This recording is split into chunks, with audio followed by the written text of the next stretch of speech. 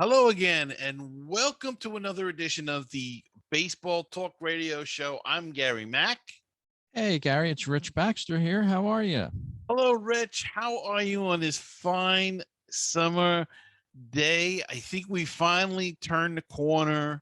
Baseball's about what 6, 8 weeks in now, and the hot weather's coming to the Northeast, and it's starting to feel, things are starting to open up again from the pandemic, and starting to feel like life is coming back.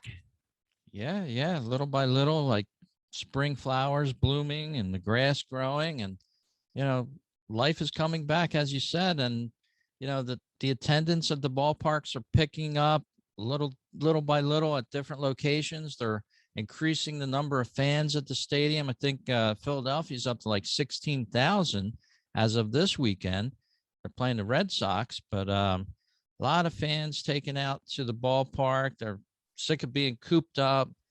We got a big holiday weekend facing us down in about a week, Memorial Day, Yeah. unofficial start of summer. So, yeah, like you said, things are progressing nicely. Yeah. Yeah. And we wish the game was progressing as nicely, but our teams are doing pretty good. They're fighting it out for first place in the tough NL East. But lots of crazy things going on this year, Rich. Not a lot of hitting, and no hitters are abundant. We've had what, six already, and the record is seven, I believe, in a season. And we're in May. We've still got June, July, August, September, and early October to break this record, and it's just unbelievable. So I'm going to ask you this question, Rich. Are the hitters no good, or are the pitchers too good? That's a good question. And as you said, I think that history of six so far no hitters in a season is going to be easily broken, maybe sooner than later. And I don't know. You spoke about injuries on your last Mets Musings show. You called it Uh Dr. huh. Pierce, I think, from MASH. Yeah. And that's what it's been like throughout the MLB. And there's been a couple key players, including one from the Mets, hit by a ball in the face. So, Hmm. a lot of these players are seeing that, obviously. And I don't know.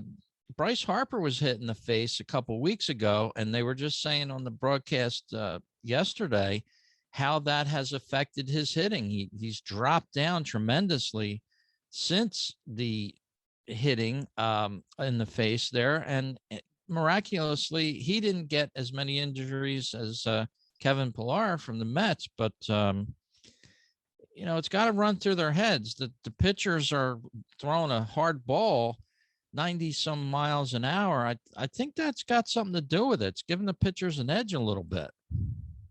Yeah, and the only thing that concerns me in that matter is then what will baseball do? Will they retaliate is probably not the right word, but will they change the rule, move the mound back, lower the mound, raise the mound?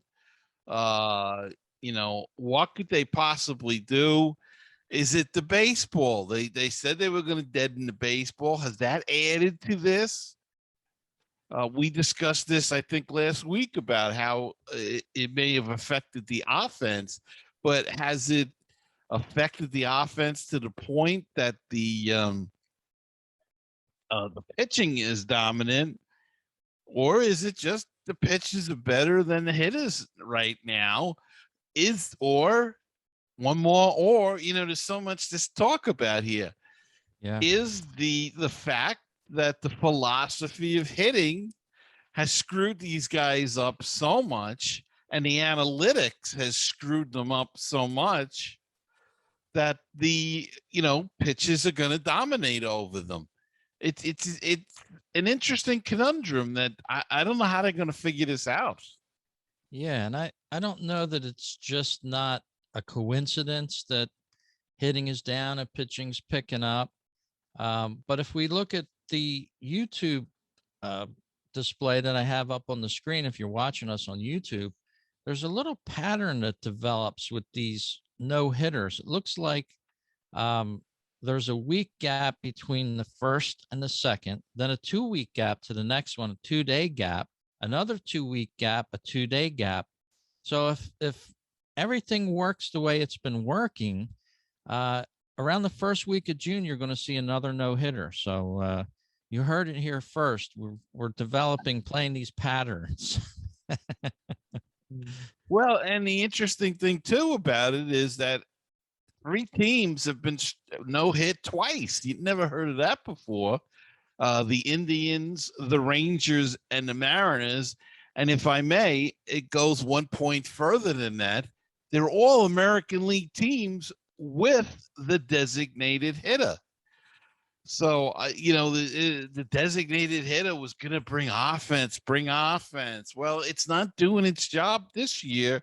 So, is it time to end that experiment of the designated hitter? And maybe the National League shouldn't consider it. As we see, there's been no National League teams that were no hit this year. It's all been American League. So, if you put that page back up there, we can take a look at that. But three American League teams no hit twice, and it's pretty incredible when you think about it. Yeah, it's amazing. And as you said, the Mariners twice no hitters. Maybe they don't have a good offense. I don't follow the Mariners that much, but you know, it's just a wacky type of year anyway, with us coming out of this COVID crisis and things reopening, things reemerging. There's more fans in the stands. These players get pumped up more when they hear their hometown crowd pumping them up. They have to be. I mean, they play on a stage. That's entertainment, and that could have something to do with it too. Although it looks like I don't see a pattern with home or away. The last one was done by Corey Kluber at Texas. So, Right. but how about that triple play the other day? Did you see that with the Yankees? I did not see that. I heard about it. I did not see it. I heard it was around the horn, and I meant to look it up and never got around to it. You know how that works, but Yeah, yeah, I I did saw it. not see that. I saw it.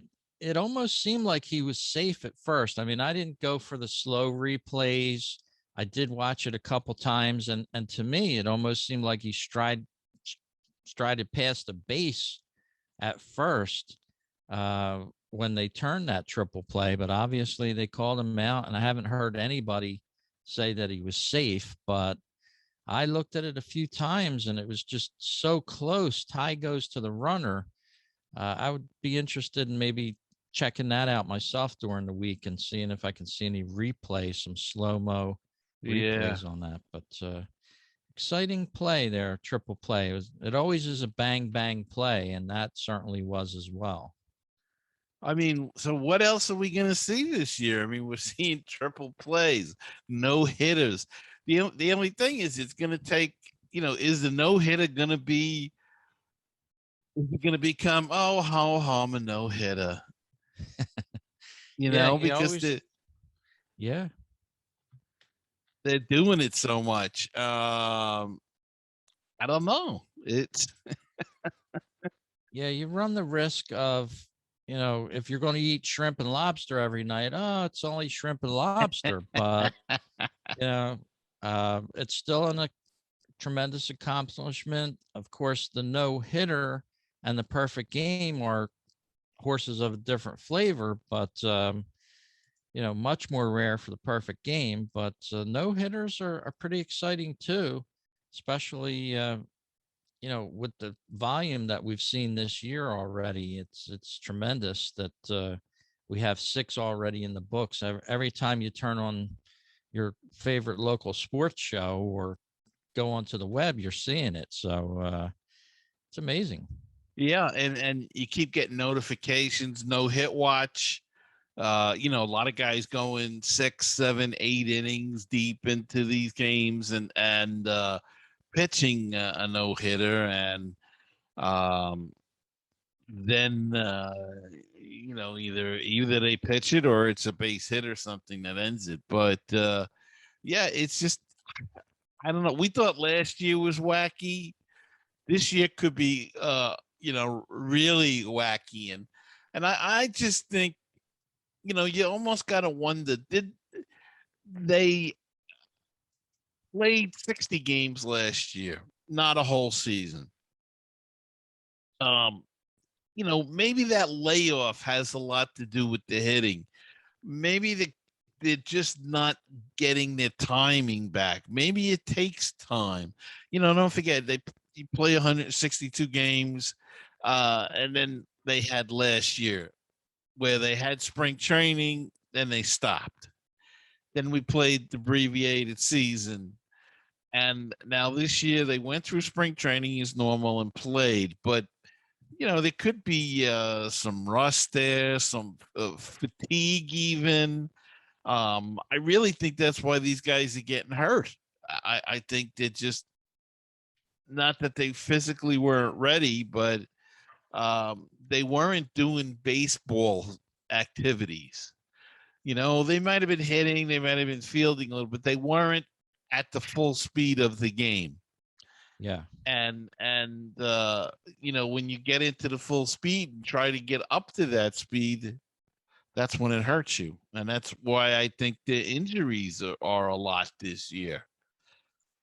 Yeah, we just heard Mike Trout going to be out for about 5 weeks, maybe even 6, with a pulled calf muscle.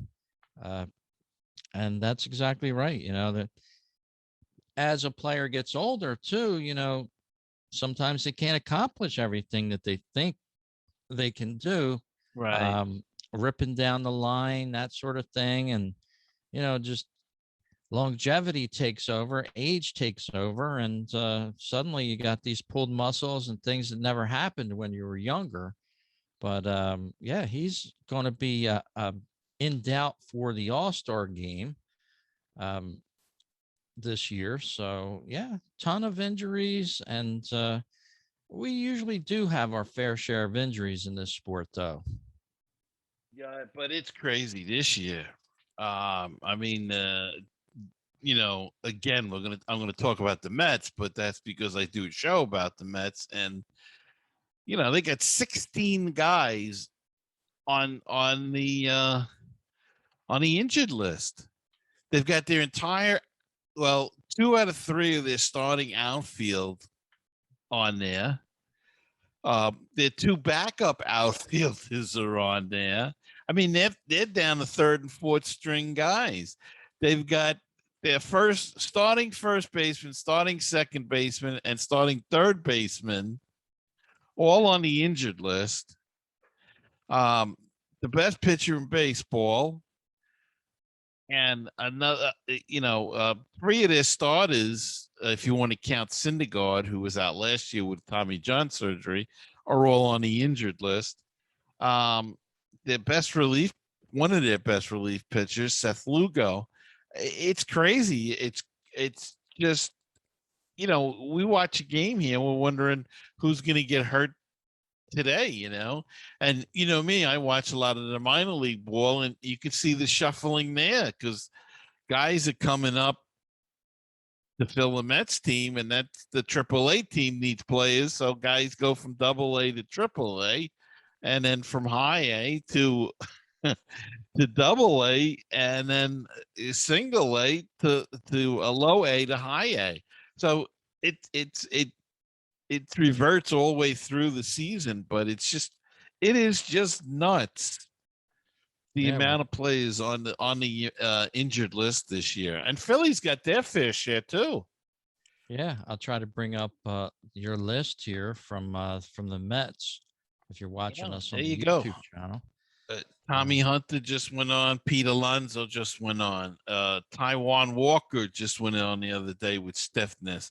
Kevin Pillar, as you said, got hit in the face.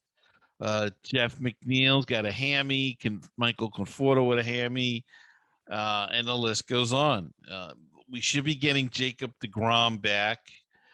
I think they should be getting J.D. Davis back, though I have to say, J.D. Davis's replacement has been fantastic. Jonathan Villar has played awesome. He's played a great third base.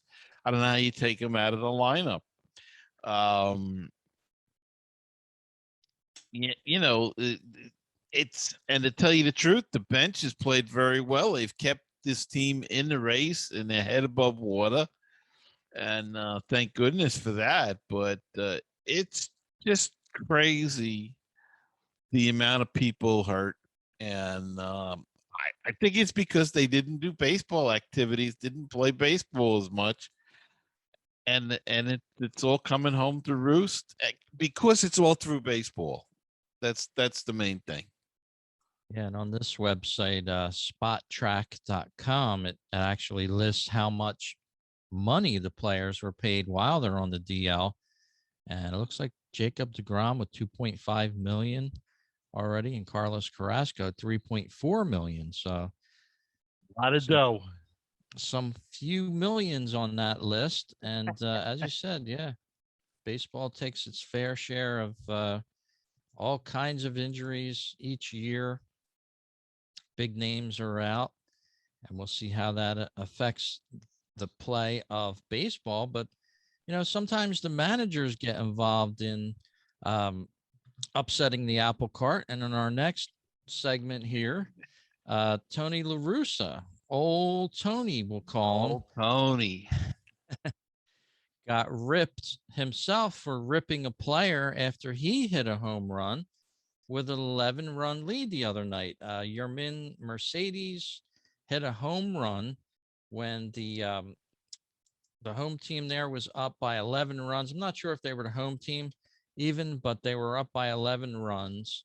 And he was told to take the pitch, and he actually smacked it out of the ballpark. So after the game was over, Tony La Russa said that, he's going to suffer a punishment for doing that. He's from the old school. He doesn't believe in piling on, embarrassing the other team. And Yermin Mercedes quote was, I'm going to be Yermin Mercedes. I'm going to play my own game, so to speak. And he didn't sound like he wanted to have any of that. Well, La Russa replied to that. He said, I heard he said something like, I play my game. No, he doesn't. He plays the game in Major League Baseball, respects the game, respects opponents, and he's got to respect the signs. He had been given, as you said, the take sign on a 3-0 count, and he swung. And the big question is, are they going to have a mutiny there in Chicago? Because a lot of the players, these younger players now, don't necessarily believe in these unwritten rules of baseball that's been in existence a long time. I think this unwritten rule, is one of courtesy, really. I mean, they're getting hammered enough. They're embarrassed. Why do you want to embarrass them more? And the fact that he gave a sign, it's like, is he on the verge of losing that clubhouse, though? Is he, well, there you go. Is he out of touch with today's players? And was it a mistake for him to come back? I can't answer that, but it you have to have some rules and regulations and boundaries. Otherwise, it's all going to be a free for all. And I think he's just trying to keep those boundaries within the unwritten rules. And I guess the younger players don't like it. Yeah, and it's always been a rule of baseball. It's not really an old-fashioned rule, and it's something that your manager puts into place, regardless if you're playing in 2021 or 1981. It was the same then. I don't think things change all that much with professional baseball. And the thing is you have to take direction from those in charge for the most part. And that's what I think everything's getting lost at. CC Sabathia did a podcast this past week, and he claimed that LaRussa's, talking about old, out of touch, things like that. But yet the game hasn't changed any since CC Sabathia has played it. So I don't know how Sabathia can go out and start mouthing off about that. But, you know, we've seen this happen over the years, and it happens every year, actually. Players say, oh, I'm not going to do this. I'm not going to do that. Yeah, you're going to do that. You're a part of a team. And when you don't do those things, that's where you're going to run into trouble. And I think, it's great that he hit the home run and he's a great player. But at the same time, I think he has to do what the manager says. The manager's in charge. Yeah, and Sabathia, yeah, first off, you look at that the transcript. There's all expletives all over it. So, do we really need that? Yeah, and I I didn't mean, was hear he it. trying to be cool, Sabathia, by cursing every other word? I mean, come on, that shows me ignorance. I'm sorry, but you're going to give an opinion. Can't you give it without cursing all over the place? It's like every other word. Yeah, I guess who knows with Yeah, I mean, Sabathia. you know, uh, and would he have liked it if he was giving up, losing 15-0, and somebody hit a 3-0 pitch? He'd be pissed. He'd be decking the next guy that came up. Yeah. Just because it's a position play, it doesn't make it any different. That was pitching. It doesn't make it any different. You got to have some sportsmanship. You got to have some rules. And I think with big picture, what everybody's missing with this is that he swung at a pitch that he was given a sign not to swing at. And I think that's really the issue here, that he didn't listen to the sign. He didn't listen to the manager. He did what he wanted to do. And then if we have that, why do we need managers? Let them run the bases. What do we need third base coaches and stuff? These guys are so brilliant, these players, let them just run the bases whenever they want to and see how good the team is then. Yeah. Things will unravel quickly then, but we see these disagreements from time to time with players and managers. It just so happens that La Russa is the age he is, but that's baseball. That's not anything to do with age. Um, Phillies Well, have had old managers, the Mets have had old managers. yeah. Every team's had older managers. The other knock was that earlier in the year he screwed up the extra inning rule. He didn't know that, I guess, that you can put a guy on second, and there was the critics got on him about that he's too old to manage and all of that. But you know, I don't know.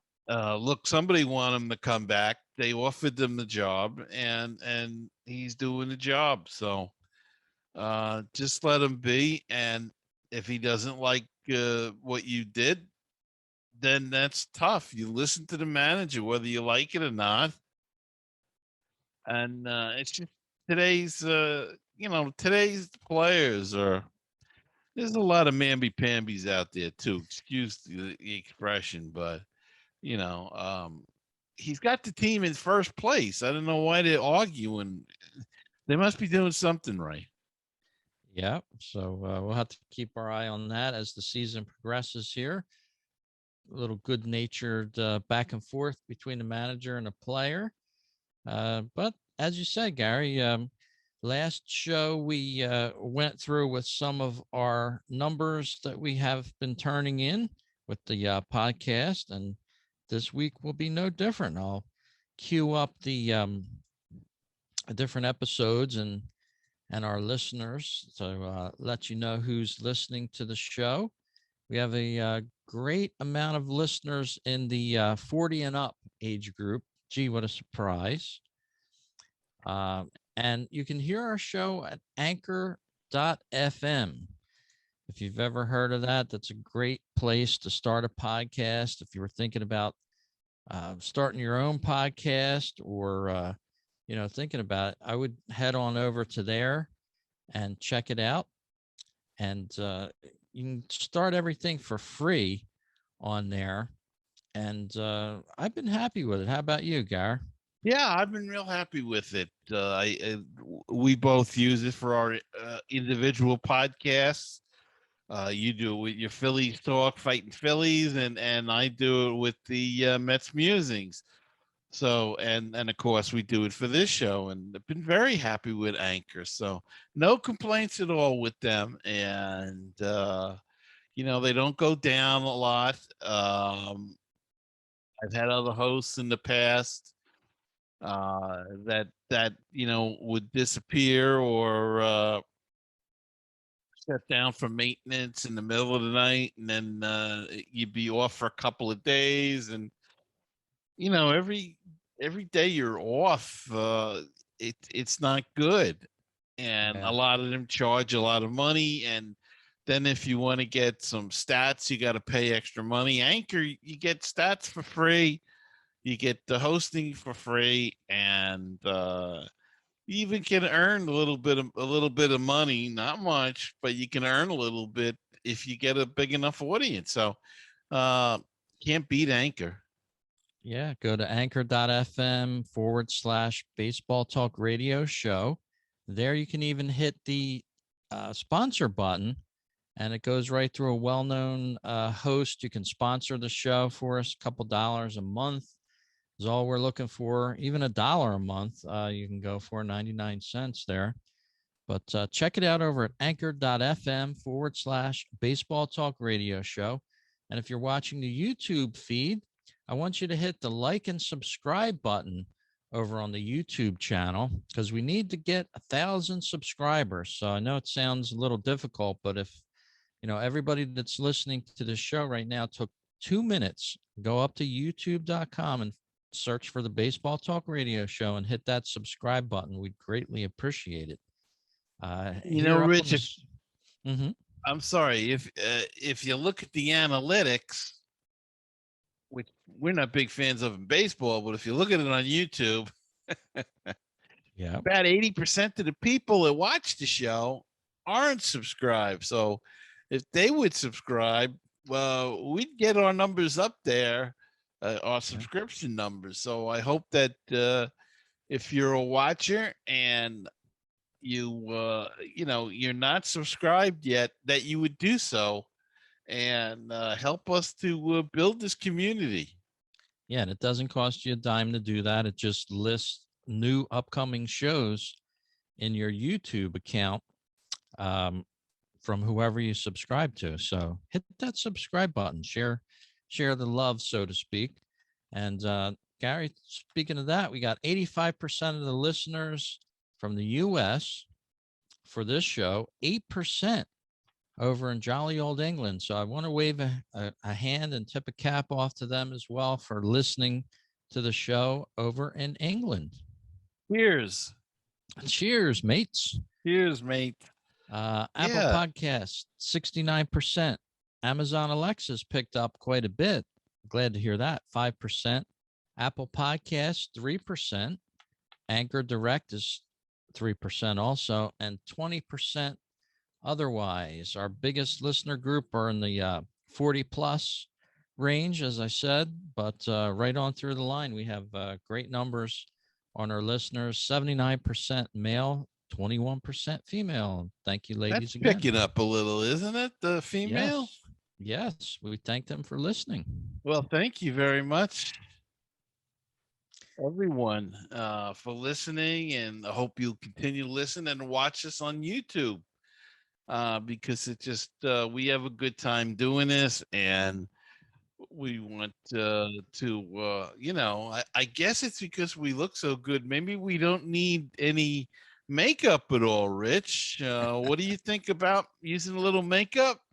Well, We are on YouTube, so I don't have any on today, but we have a big name in baseball that has picked up a line of his own concealers and things like that. And that's none other than Mr. Alex Rodriguez. Just bought into the Minnesota Timberwolves. And now it's been revealed in this past week that he has his own uh, makeup line, sort of, for the discriminating man, so to speak. If you're on the Zoom meetings and all, specifically designed for men, uh, covering up blemishes and things like that. If you have something you want to improve upon, I guess, on camera especially. A-Rod's on ESPN, and he's all over the place on social media, so he needs to look good. But he's putting out his own line of product there to make you look better. So I don't know how the guys are going to pick up on this, or if they will, but A-Rod's certainly a fan of it. I, no comment. I don't know. And he did it right after his ex fiance J Lo came out with her own beauty line. So I don't know if it's tit for tat or what, but uh, yeah, you gotta love somebody for trying, but yeah, it's this yeah, day he and must. age, this Zoom age where you gotta look good on camera, and you know you don't have a makeup guy. Well, go out to your local Walmart or CVS or whoever's going to carry this, and you can get it It's done just yourself, maybe. it's just the way this world is going, though. I mean, this is just we have a lot of this androgynous dressing and I is this the way we're going? I Maybe mean, it's just a fad. God, I hope so. Well, something that isn't a fad is good ballpark food. And Gary, you're right on top of this next one. Never a fad. We love ballpark food here. Anybody that's watched us over the years know that we have come up with some doozies of ballpark food. But Major League Baseball now is getting into the game of ballpark food, and they are having a bracket type competition, an MLB food fight, where all 30 teams put up their ballpark signature food item against each other for the title of best food in baseball. Now, this, of course, is going to be a popularity contest, of course, but interesting thing, I see the Phillies on. I was a little surprised with the Phillies, though. I have to tell you, Rich. I thought for sure the Phillies were going to do something from Lazinski's barbecue, but they're going with a chili Philly cheesesteak. Yeah, they got to start off with the well-known I cheesesteak. guess. And they're up against Miami with a Cuban sandwich. So this is at MLB.com/food fight. And you just click on it and vote for who you want to see moves forward. And Rich just put his vote in. Little surprised with the Dodgers too, Rich, that they didn't Yeah, have the Dodger dog there. I'm going to go with the beer braised short rib grilled cheese. That sounds absolutely delicious. Tampa Bay. So this is what the show's gonna be. We're gonna be voting. Let's Now go look at through some of these, Rich. Boston's got a cold lobster roll against Seattle's seared sockeye salmon sandwich. I'll go with the lobster roll there. yeah, definitely. Although the seared sockeye sandwich sounds delicious, but I'm going to have to join you with the cold lobster roll. Here's a tough one. The Cubs and the Rockies. The Cubs are going with the big slugger nachos, and the Rockies are going with the monster chicken nachos. Uh, and if you see that thing on the right there, that'll give you an idea of what the foods are. So you can get a brief description of them, and it's an interesting concept here that Major League Baseball is doing. But Yeah. I'm going to go with the big slugger nachos. I think they look more old school and Let's take a look at the monster chicken, though. Oh, Gary, I think you've underestimated yourself. Look at that monster chicken. oh, It features a crispy nacho chip with a blended queso blanco, oh, nacho yeah. cheese, slow cooked pinto beans, black beans, shredded seasoned chicken. Oh, wow. Oh, you can change your vote too. I think I'm going to have to change my vote there. Yeah. Yeah. Wow. I think we're going to agree on the monster chicken's got to win that one. Yeah, I think so. How about the next one, the sriracha Sriracha slaw slaw chicken? chicken sandwich. Take a look at that. Crispy Looks like chicken with sriracha. That looks good. Looks good. Let's see the fat rooster chicken sandwich. yeah. All right, we'll go back to the rooster here. Bad picture of the rooster chicken sandwich Yeah. I'm gonna go with that though. with the waffle fries. Yeah. Yeah, I think it destroys the other one. Yep. So we'll go Cleveland's fat rooster chicken sandwich on that one. Definitely. How about one Next more? we've got the churro dog from the Diamondbacks against the Giants. Ghirardelli world famous hot fudge sundae. Okay, this is a dessert, obviously. Churro dog looks pretty good. I think you'd be wearing the churro dog, without a doubt. Yeah, I think I gotta go with the world famous hot fudge sundae with that. The Definitely. churro dog has got yogurt in it. And if you're going to a ballpark, I want real ice cream, you know? That's too healthy. Yeah. And next, I have to go with the Pete Alonso Polar Burger. Okay. It looks pretty good. Looks pretty I good. don't know if Hand-picked there. and Tony O's Cuban sandwich. I'm gonna go with the Pete Alonso Polar Burger. How about you? Yeah, I think it's got to win. It's got to win. Toronto, it's got the lumberjack slammy. Oh, take a look at that one. Yeah, that's going to be hard to eat in the ballpark. Yeah, but I got to go with that one. Look at the Nationals Pupusa Revuelta. Does not hold a candle. Yeah, not at all. The slammy. It's going to be a tough fight if the Mets and the Toronto Blue Jays win, face off with that, the burger and the slammy. Yeah. I have to review them in round 2.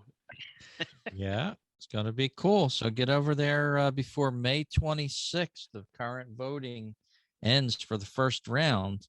Go to MLB.com and check out the food fight.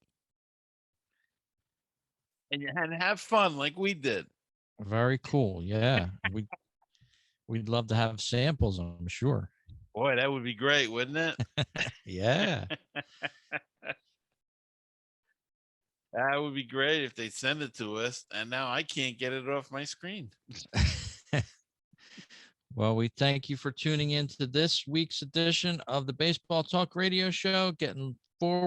Looking forward rather to next week, Memorial Day holiday, always a great time for families and fun and baseball, talking about the game and going out to visiting the game. Seeing a lot more pictures on Facebook, people going out to the ball game now, not afraid as they used to be. So we'll be covering that story as well as a ton of other ones. Yeah, as they open up slowly but surely, Rich, and still got to wear a mask, but pretty soon, if you're fully vaccinated in a lot of these ballparks, they do have fully vaccinated sections. So I'm not sure if you have to wear a mask there, but use your own discretion. Let's just say that. Absolutely. Well, we'll talk to you next week on the program. Have a ton more stories for you, I'm sure. Thanks for listening to us on this one. And don't forget, hit like and subscribe for us. We'll see you next time.